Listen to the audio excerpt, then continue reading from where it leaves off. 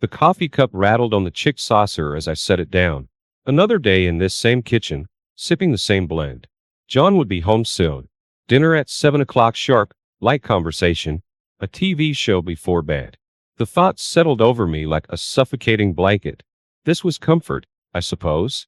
It should have felt like safety, but the stillness of it was choking. Oh, to feel anything, I whispered without realizing it, then shot a guilty look at the doorway, as if John himself might emerge from the hallway, a living testament to my disloyalty. Yet, the thought lingered, an itch beneath the surface of my too-perfect life. The chime of my phone startled me. Not John's usual check and text, but an unfamiliar number. My heart did a small, traitorous flutter. It was him, the man from the coffee shop. A simple, "enjoyed our chat this morning," followed by a playful emoji. It should have felt inconsequential, but my fingers flew over the keys, a thrill coursing through me that I hadn't felt in years. The routine began to fray. An extra 10 minutes getting ready became 20. Lunch wasn't at the old diner, but a trendy little bistro further out so he and I might, accidentally, run into each other again. Lies flowed easily, a giddy excitement bubbling beneath my apologies to John about work running late. He never suspected, of course. Kind, steady John wouldn't see the deceit even if I screamed it. Sometimes I wondered if he'd be relieved if I left, if the quiet boredom weighed on him too. But the thought of shattering his predictability, of facing the hurt, kept me bound to this half-life. Late that night, after John was asleep, I stared at the ceiling. The man from the coffee shop, what was his name? Alex, had confirmed our chance meeting for tomorrow afternoon. Just lunch, just talking, I murmured into the darkness. My voice was a weak defense against the image flashing in my mind. His hand on mine across a table, that look in his eyes that echoed the wanting inside me. Wasn't I allowed a little excitement? A spark to break up this endless monotony? Surely, it didn't mean anything. Except, that was a lie too. And the rush of both terror and anticipation told me this simple lunch was door swinging open, and I was about to walk through. My reflection stared back from the mirror, a stranger in familiar skin. This dress, purchased months ago for a charity gala I ended up hating. Somehow I'd never noticed how the emerald silk whispered against my curves. My hair, an artfully controlled mess that said, effortless, had actually taken an embarrassing amount of effort. "Who are you?" I whispered to the woman in the glass. Not the wife, not the bored, complacent woman who'd sipped lukewarm coffee this morning. This was dangerous, thrilling, a woman with something wild behind her eyes. The lie to John emerged as a finished work of art. Sarah and I are grabbing dinner after that last-minute client meeting. A half-truth at best, my imaginary coworker becoming the perfect excuse. He barely glanced up from his book, a soft, "Okay, honey, see you later." Did a twinge of concern cross his face, then? Or was that just wishful thinking? No, John was solid. He assumed the world was solid, and that included his happy marriage. The restaurant was dim, too trendy for John's tastes. Alex, that was his name, was already waiting, his smile lighting a path I was half scared, half certain I'd end up following. Was this what all those trashy romance novels were on about? The cliché copyright of it should have made me cringe, but instead, God, it felt intoxicating, like stealing candy as a child. The thrill of the forbidden. Conversation was easy, light, but every accidental touch, each lingering glance, was a charged wire connecting us. I wasn't innocent. This was a game, one I'd walked into with open eyes. The dissection became my lifeblood. Fake client calls whispered late at night. My schedule a scribbled mess of half-truths and outright lies. Each meeting with Alex was fire and gasoline, burning brighter with every close call. Once, I'd sworn I heard John's footsteps on the stairs just as my phone buzzed with a too intimate text. The sheer terror had been cut with the twisted satisfaction of knowing I'd pulled it off again. But the thrill was tinged with something dark. Sleep became fitful, always the feeling of something looming. Each smile at John, each gentle touch, was barbed with guilt. Was this what alive felt like? If so, maybe the price was too steep. Yet, the new me, the woman in the emerald dress, refused to be ignored. She was a fire now, and I wasn't sure if I'd burn bright or burn everything down. The world split in two. There was the bright, burning world with Alex, secret lunches that stretched into stolen afternoons, his hotel room a cocoon of heady, forbidden lust. That me was vibrant, reckless, the woman in the emerald dress come to life. And then there was home, John, gentle and unsuspecting, moving through our shared life like a comforting ghost. Each lie, each touch that no longer held meaning, was a fresh stab of guilt. But with each day, with each successful excuse, a terrifying realization dawned. I was getting good at this. The guilt battled the exhilaration. Some nights, I'd curl into John's side, desperate for the simple comfort he unknowingly offered. Yet, morning would bring a craving for the chaos, that look in Alex's eyes that said he understood my reckless hunger. My body started mirroring the turmoil. Clothes that once hung loose now accentuated curves I'd barely acknowledged. Lipstick colors went from safe nudes to defiant reds. My own reflection sometimes shocked me. Did John see it too? A strange defiance fueled me. If he didn't have the passion to notice the new me, then he didn't deserve the old one either. Sarah, my ever-present alibi, became an odd sort of crutch. I filled her phantom life with detail, frustrations with coworkers, snippets of office drama.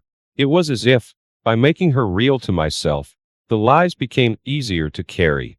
Even so, the fear prickled at my skin. I was walking a tightrope, and the fall would be spectacular. Alex started pushing for more. Nights away, weekends.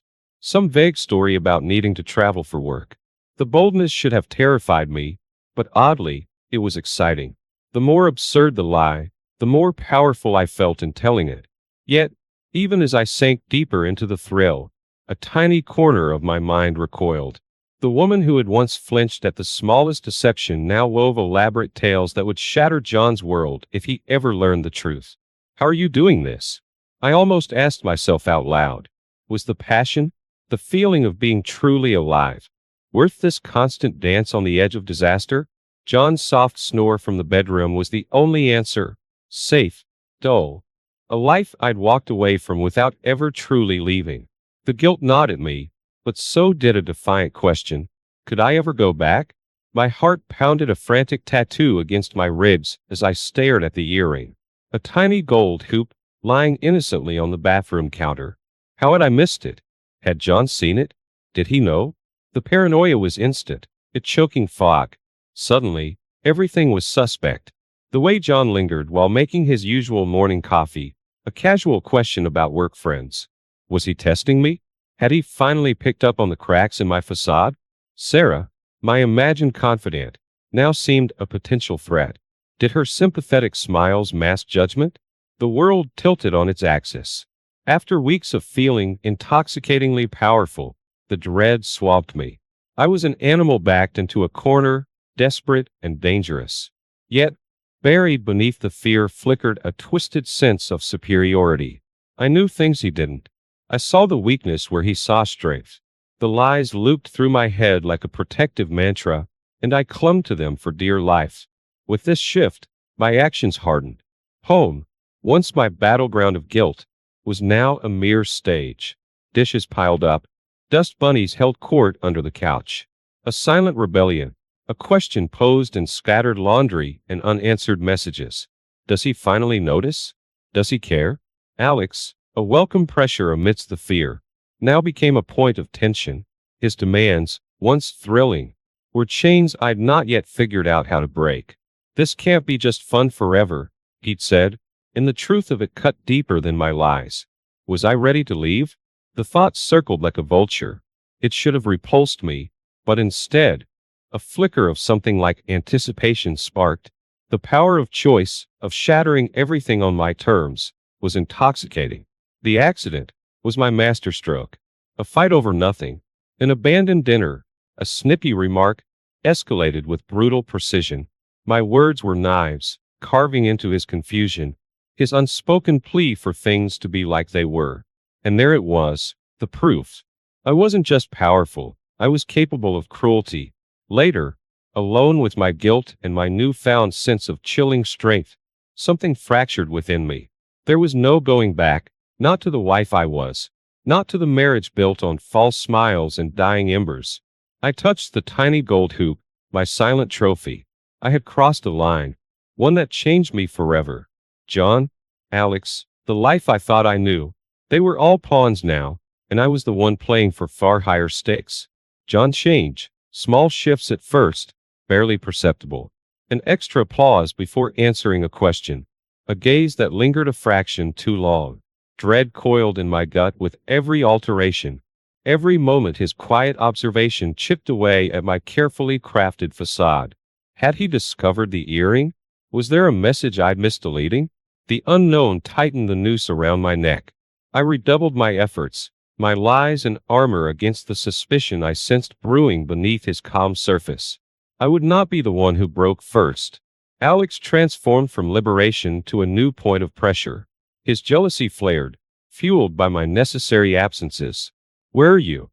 he'd demand, the accusation barely hidden in the playful tone. Each suspicion was a knife I somehow had to deflect. Sarah, ever the perfect pawn, was my countermeasure. A hissed complaint about Sarah's needy calls during my stolen hours with Alex.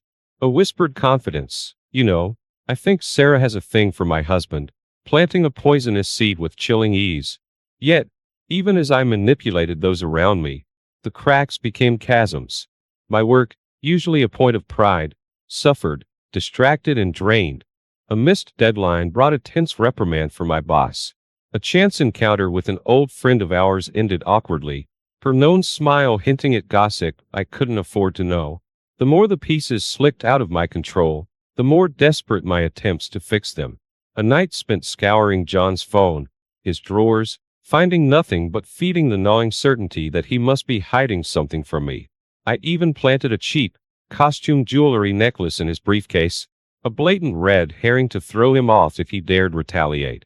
It backfired spectacularly. He found it, not with suspicion, but with a sad confusion that mirrored in my own hollow reflection. I'd gone too far. Was I unraveling, or finally revealing my true nature? Perhaps I was both. The apartment was a cage, John's quiet scrutiny suffocating. Alex, with his demands and jealousy, was just as claustrophobic. I'd woven a trap for others, but the only prisoner was myself. The question was, would they slam the cell door shut? Or would I find a way to bolt before they caught me? Each ring of my phone was a potential bomb detonation. Each innocent-seeming interaction with John in minefield, even Sarah, my own creation, felt like liability waiting to happen. With each move, I dug myself deeper, and the way out was getting less and less clear. My body became a battlefield. Nights were haunted by nightmares where I was trapped in the emerald dress, its silk tightening, the whispers of lies choking me. Mornings brought migraines, a crushing exhaustion I couldn't feign away. The fallout was everywhere. Work was a disaster zone. The once admired projects now riddled with uncharacteristic errors. Friends, sensing the distance, drifted further away. Each unanswered text felt like a noose drawing tighter.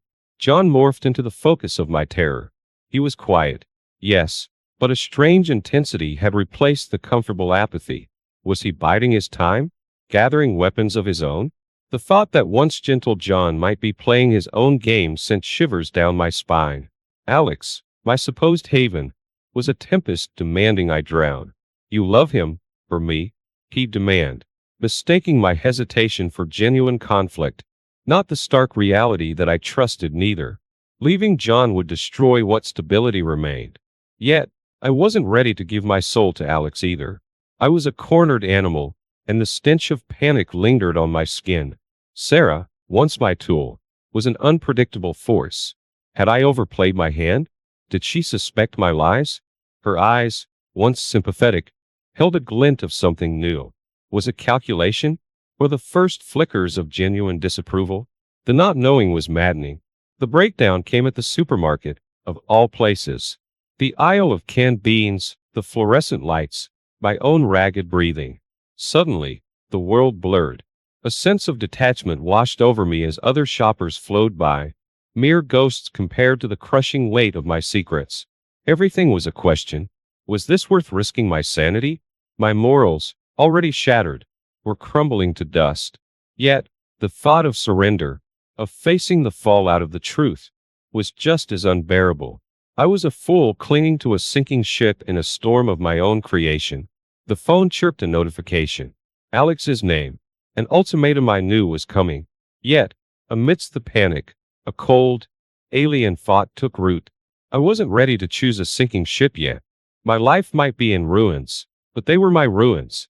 That night, I looked at John, his concern now etched in the lines of his face, and a monstrous idea began to form. If he hadn't forced my hand, hadn't started investigating, would this have devolved so far? This was his fault, too. A twisted logic began to assemble itself. An impossible choice?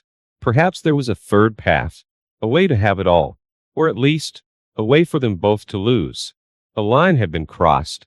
Not just another affair, another lie, but a decision that left a cold stone where my heart used to be. Ending things with Alex was simple, a bitter triumph over my own weakness.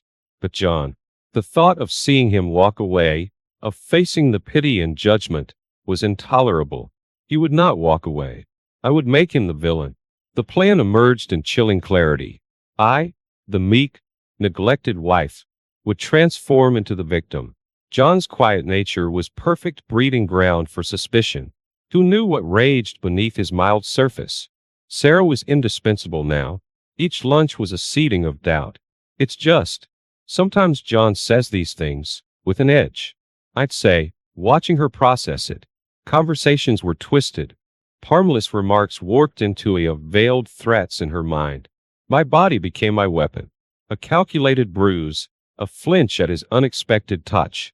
The mirror became my confidant as I rehearsed expressions of wide-eyed terror. Tiny cuts on my own arms, blamed on clumsiness, started to appear. The staged arguments became masterpieces. A deliberately smashed plate. My shriek of false fear carefully timed for the neighbor's benefit. John's bewilderment played beautifully into my narrative. See, Sarah? Just a misunderstanding. But he gets so intense. The evidence piled up. My tear-stained journal, the accidental recording of a staged meltdown. Photos of carefully arranged bruises, dates altered to show progression. With each act, the guilt I should have felt dimmed further. John was a chess piece to be sacrificed, not a living, breathing person. It culminated in the grocery store. Aisles of witnesses as I dissolved into a sobbing heap. The police were called. My performance was gut-wrenching. My words painting John as a monster. His arrest was a blur, disbelief clashing with a vicious sense of power. There was no pity in my gaze as the police car pulled away, only icy resolve. Freedom, of a sort. The rumors began almost instantly. Whispers of John's true nature fueled my righteous faade. But alone, in the silence of our once shared house, there were flickers. Memories of John's tenderness, confusion. Those threatened to chip away at the monstrous persona I'd built.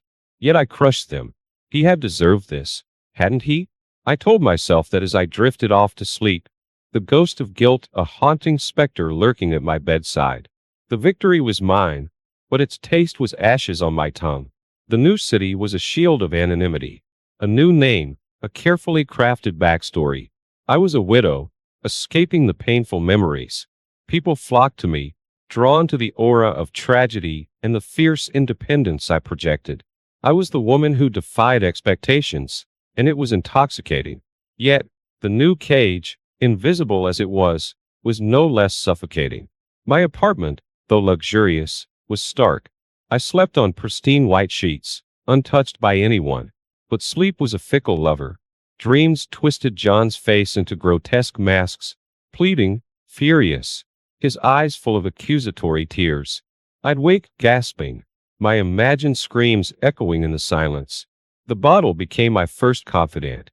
Wine, then gin, then whatever would numb the ceaseless churn of fear and self-loathing.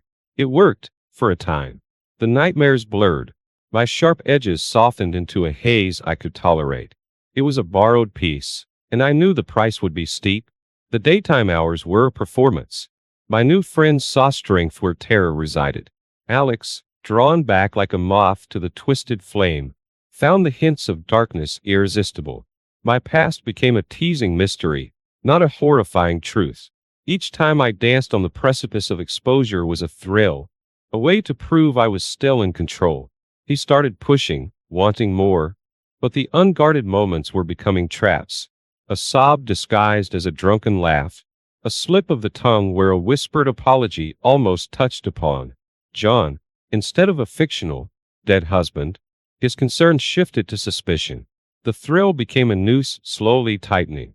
The world warped, a forgotten song on the radio, the shape of a stranger's jawline. Innocent details became landmines, detonating panic attacks that stole my breath. My apartment turned from sanctuary to prison. The rituals began. Locks checked endlessly, floors scrubbed over and over. The scent of bleach a vain attempt to purify myself of the invisible stain I had become. I was unraveling, and I had no one to blame but myself. In destroying John, I destroyed something inside me too. Even as everyone saw a woman reborn, I was trapped by my own ghosts. Alex was no longer a point of power, but another predator sensing my weakness. My meticulously crafted freedom was crumbling. And yet, I wasn't sure I wanted to be rescued. Not when the rescuer might see the monster beneath the mask. It unraveled in a gaudy bar, the kind I'd previously judged from afar. Alex was there, but my perception of him had shifted. His once alluring edge now felt predatory, a circling vulture waiting for the final collapse. I drank to keep the panic at bay, yet it seeped through anyway. "You're a mystery, you know," Alex slurred. A sloppy smile, no longer charming, "but I'm going to figure you out." The room tilted. Faces became blurred masks mirroring those in my nightmares. Each laugh sounded accusatory, the music a soundtrack to my descent. Then, a scream tore from my own throat, fueled by a terror I couldn't even put a name to. What happened next exists in fragments.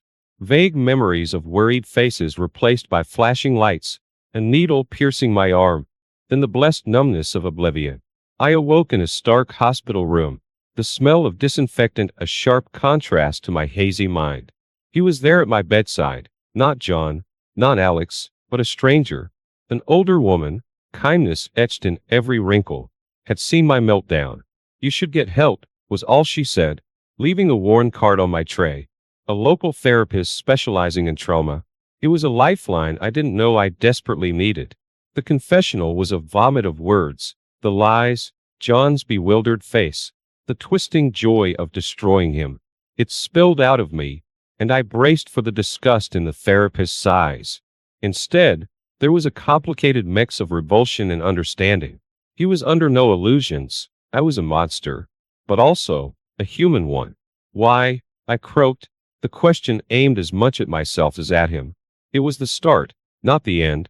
Therapy wasn't about excuses, but about facing the ugliness inside that let this become my solution. Abandoned by my father. A string of relationships where I was never enough. It didn't erase my crime, but revealed the kindling for the inferno. The road ahead was a nightmare of a different kind. Facing my actions, not as a manipulative game but as wounds inflicted on others, was agony. The nightmares lessened but clung on. A reminder that some damage can't be undone. Reparation was a timid ghost. Donations to the shelter felt hollow. The few friends I hadn't alienated deserved more than an apology that would stain their perception forever. There was no grand redemption, just the grueling work of trying to be someone worthy of a sliver of it one day. _spark. Some nights, I touched the scar where the 4 had been. A brand that no new name or city could erase. This is my freedom now. Freedom from the illusion of control. My name is Sheri. The events I'm about to describe might seem like something out of a drama, but they are all true. For me, they are a past I'd rather not remember. It all started when I was approaching my late 20s. As everyone around me was getting married, I felt a sense of loneliness, as if I was being left behind. I was literally in a rush to get married. Perhaps that's why I was somewhat blind in love. I was okay with anyone who said they liked me. That might have been how I felt. During this mindset, I asked a friend at work, "Introduce me to someone nice if you know anyone." Surprisingly, they really did introduce me to someone. A lawyer. A profession that everyone would envy. To be honest, I was attracted to the idea of superiority that being in a relationship with this person would bring. So I eagerly asked my friend to introduce us. Nice to meet you. I'm Sheri. Nice to meet you. I'm Chris. This is how we first met. Chris's initial impression was of a kind, earnest, and gentle man. Exactly the type of man I would want as a boyfriend. As you may know, I'm a lawyer. I'm just an ordinary office worker. I get a bit nervous talking to a lawyer. Don't worry, I don't make difficult arguments in my private life. In fact, I'm often scolded for being too frivolous. Really? That's unexpected. I get that a lot. As you might have heard from our friend, I only finished middle school. I don't think I'm in a position to be talking to a lawyer. Not at all. Your educational background doesn't matter. Please see me as just another person. Chris. Thank you. Yes, I couldn't go to high school due to family circumstances. At the time, I didn't think much of it. But once I started working and saw the grimaces when people looked at the middle school graduate section on my resume, I realized that the world wasn't so forgiving. But Chris didn't care about that. I was genuinely happy. Chris was easy to talk to, had a wide range of topics, and made me enjoy our conversation. I also enjoyed talking to Chris, and the atmosphere was comfortable. It's getting late. Will you be taking a taxi home? Yes, that's the plan. Then, please let me pay for the taxi. Oh, you shouldn't. We just met today. That's exactly why. Could you please meet me again? As thanks for paying for the taxi, will you go on another date with me? I couldn't refuse such a request. His words, like something out of a drama, made my heart flutter. I felt a thrill in my heart like never before and mistook it for the beginning of love. From then on, we started meeting frequently. Mostly, it was Chris who asked me out. Surely he must have liked me. I selfishly thought this way. Here, would you like to have this? What is it? Open it. I bought it thinking it would suit you, Sheri. I hope you like it. Wow. This is a necklace from a popular brand. Yes. When I asked the store clerk for a recommendation, they suggested this. Thank you. I'm so happy. I'm glad you like it.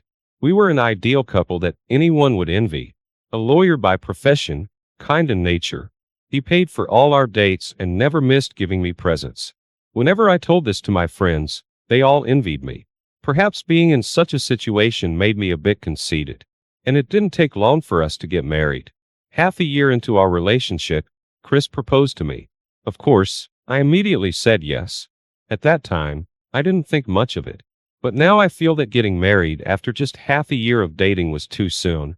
We were probably only seeing the good in each other, and not even trying to see the bad. It was undoubtedly premature. But of course, everyone around us congratulated us. My friends who envied me made me feel very good. And so, we became newlyweds. However, I quickly realized that this marriage was a mistake. Without even getting a chance to enjoy the honeymoon phase. Chris, are you coming home late again today? Yeah, there's a company celebration. Don't worry about dinner. I see. But we're newlyweds. I wish we could spend a little more time together. What? What's that about? Who do you think I'm working so hard for? Well, since you became part-time after getting married, our household income dropped. It's obvious that I have to work, right? Yes. I really appreciate it. Then don't complain. Just stay quiet and follow what I say. Okay. I understand. After getting married, I quit my job and started working part-time at a supermarket near our new home. I had more time and we didn't struggle with money since my husband, a lawyer, had a high income. The people at the new workplace were all friendly and easy to talk to. Despite that, even though I should have had more time for myself, I felt a void in my heart every day, filled with loneliness. I thought that even if I opened up to Chris, he probably wouldn't understand.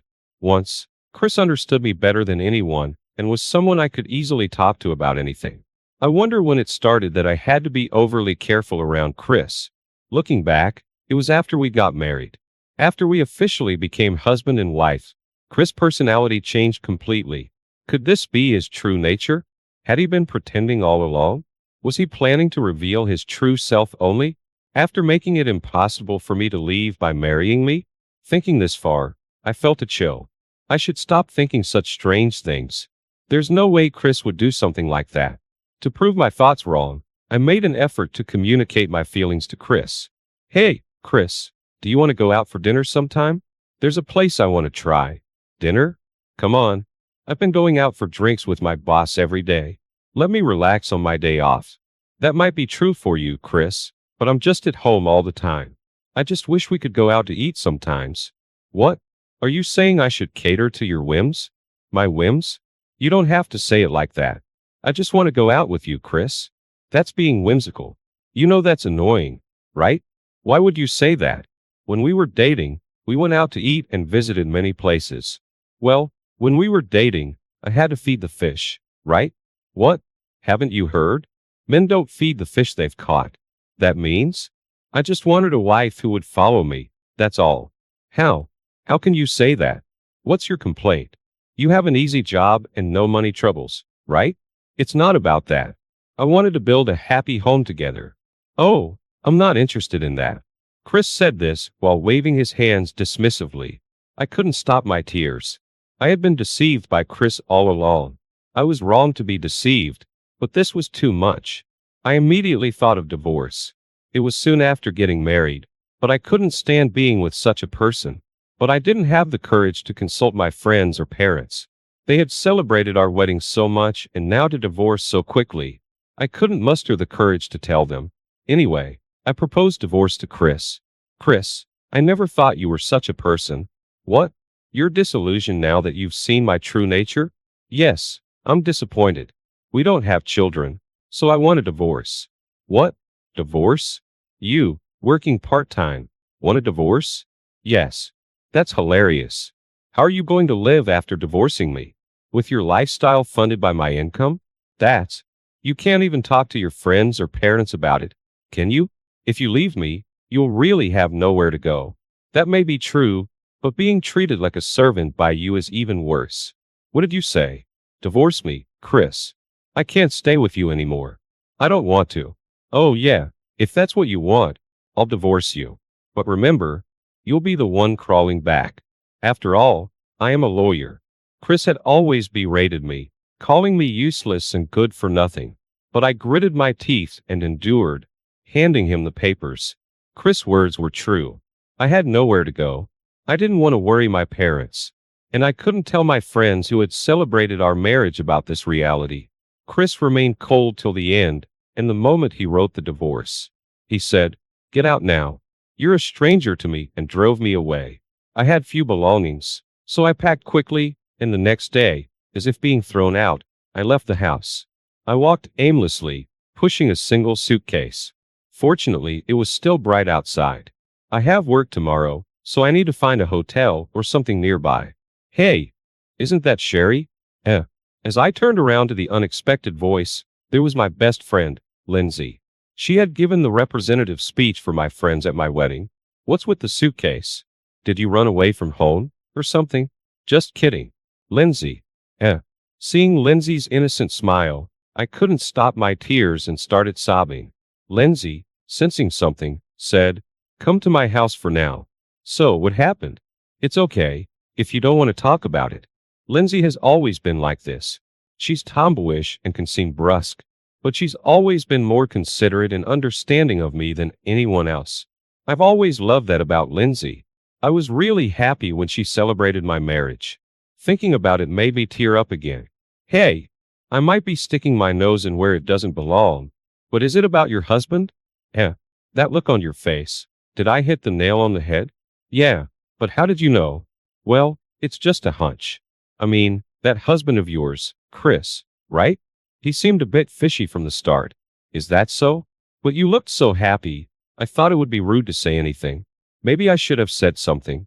No, even if you had told me, I probably wouldn't have listened back then. Maybe. Thank you, Lindsay. For what?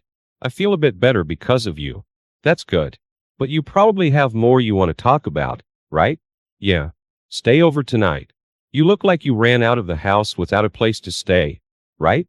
Thank you, Lindsay. Moved by Lindsay's kindness, I started crying again. She teased me for crying too much, but even that felt good, and I cried more. In the end, I kept crying while Lindsay patted my back. Then, I stayed at Lindsay's house, looking for what I wanted to do while continuing to work part-time. I tried to pay her rent from my meager salary, but she refused to take it until I earned a bit more. I thought hard about what I wanted and planned to do. Once I sorted out my feelings, I planned to tell my parents about the divorce. By the way, Lindsay, didn't you have a boyfriend? Is it okay for me to stay here? Yeah, it's fine. We got divorced. Yeah, wait, you were married. Why didn't you tell me? I would have brought a gift. It kind of just happened in the flow of things, so it wasn't really a celebratory mood. That's so. And as expected, I ended up getting divorced. It was good I didn't mention it. Having that experience, when I saw you, Sheri, looking down, I thought maybe. I see. But honestly, the divorce isn't finalized yet. He's not agreeing easily. I'm currently struggling to make it official. Does that mean you are in the of a legal battle? Something like that. He's demanding the property division, claiming I wasted his life. That's terrible. It's mutual, isn't it? That's what I say. But he's not convinced. So, it's been dragging on. But couldn't a lawyer resolve it quickly?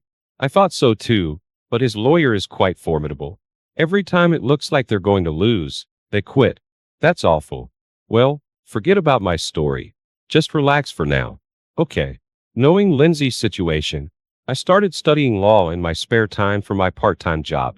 Initially, I wanted to understand what Lindsay was going through. As I studied, surprisingly, I didn't mind learning law.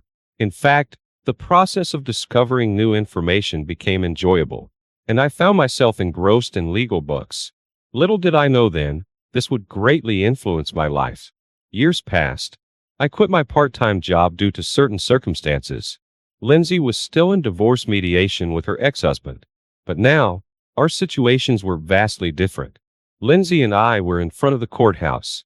Today was Lindsay's 5th divorce mediation session. We entered the courthouse in suits. Inside, the lawyer we had hired was already there. Nice to meet you. I'm Lindsay. Pleasure to meet you. I'm honored to take your case. My name is Chris. Wait, there was Chris, my ex-husband. I wasn't surprised, but Chris seemed shocked to see me. Wait, you. Why are you here? I'm Lindsay's friend. I came because I was worried. You, of all people, as a friend's companion? Hilarious. Chris made a condescending remark about me. Lindsay looked visibly upset, but I reassured her with my eyes. A high school dropout like you in a courthouse? It's so unfitting.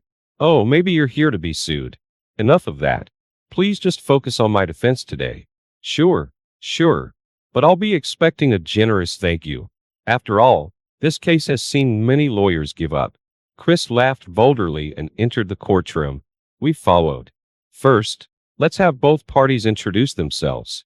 We've talked several times already, but I'm Mario, Lindsay's husband. Wife, Lindsay. Let's discuss the reasons and circumstances of the divorce again.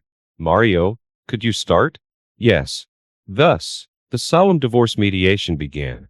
It proceeded smoothly, but the opposing lawyer was indeed formidable, and it seemed we were at a disadvantage. It turns out Chris, as a lawyer, wasn't all that impressive. He couldn't make a proper rebuttal and was sweating profusely. Even Lindsay, his client, was sighing. That concludes our argument. Considering the circumstances, it seems only fair that Lindsay should pay the property division to our client. I see. Let's hear from Lindsay's side. Well, this is. Your Honor, may I speak for a moment? Just as Chris, wiping sweat from his brow, was about to speak, Lindsay raised her hand abruptly. Surprised, Chris dropped his handkerchief. I'm sorry to interrupt the court, but I'd like to my lawyer. What? Legally, it's possible to change lawyers during a trial, but you'll need a replacement. Yes, I'm aware. Wait, what are you saying?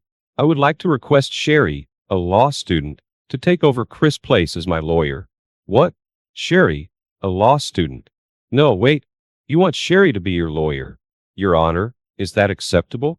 If both parties agree, I have no objections. We have no objections either. The opposing lawyer looked at us with amusement and a hint of mockery, underestimating a law student's ability to defeat him. Wait a minute. I haven't agreed to this. I'm your lawyer. That may have been true, but you don't seem capable of winning against him. I'd rather have my most trusted friend, Sheri, represent me. Do you even know what you're saying? A law student representing you is already extraordinary, but entrusting your defense to a dropout. Yes. Any objections? Of course I object. Your Honor, we should pause this trial. Why is that? This woman is just a high school dropout with no real brains. She shouldn't even be in this courtroom. That's quite a statement. What? Actually, she's a top student at one of the country's leading law schools. What? Huh. She's certainly more capable than you, who looks down on people based on their education. What are you talking about? This woman, top of her class. Let's proceed. Chris, if you have a problem, please leave the courtroom. I'll wait. Ordered to leave, Chris protested for a while, only to further annoy the judge. Eventually, he left the courtroom saying, "Do whatever you want. A guardian is required when a student represents in court," and the judge volunteered for the role. The judge himself had recommended me for this position. He was the first to recognize my talent as a law student. I must say, my ability to absorb legal knowledge was exceptional. I never liked studying much, but law was different. And perhaps my desire to help Lindsay played a part too. I realized later that somewhere in my heart, I wanted to become a better lawyer than Chris. When Lindsay chose me over Chris to be her lawyer, and when the judge revealed who I really was, I felt an immense sense of satisfaction. All the frustration I had accumulated was suddenly cleared away. It was an exhilarating feeling. Seeing Chris leave the courtroom, looking so small and defeated, made me think about how I had once fallen for such a man and been used by him. The thought infuriated me, but I needed to focus on the matter at hand. To cut to the chase, the trial ended with Lindsay, with us winning. Surprisingly, being a lawyer seemed to be my true calling. Lindsay and I rejoiced, holding hands. This incident quickly became news. The story of a law student defeating a seasoned lawyer was unprecedented, and ironically, my educational background only added to the sensation. Headlines declared, "Education doesn't matter when pursuing your passion," and I was featured in the media daily. Consequently, Chris, who had looked down on me, also made the news. But as a disgraceful lawyer, unworthy of his profession, naturally, he was dismissed from his job. After such publicity, finding another job would likely be difficult for him. Then one day, I received a call from Chris. "Sheri, I was wrong. I apologize. Can you please explain to the media? It's all a misunderstanding that I spoke ill of you." Misunderstanding? What misunderstanding? Isn't everything true? Don't say that. Look, if you want, we can get back together, right? I'm astonished. You really live in a fantasy world. What? Goodbye. I don't want to see or talk to you ever again. Wait, hold on. Sheri. I forcefully ended the call. It's been several months since we last communicated, and I have no idea how he's doing now, but I doubt he's living a decent life. Lindsay, now free, and I are living together, sharing a room, without the burdens we once carried.